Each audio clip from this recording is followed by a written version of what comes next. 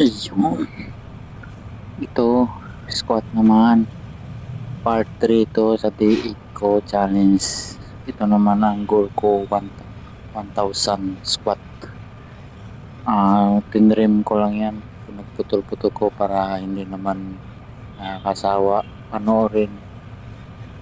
Ah, sana may mag-comment kung tama ba tong form ng pag-squat ko, mali, para next time makorek ko siya. Okay, salamat sa mga nanonood. Kung nagustuhan nyo yung video o like lang kayo, maraming salamat. Good evening.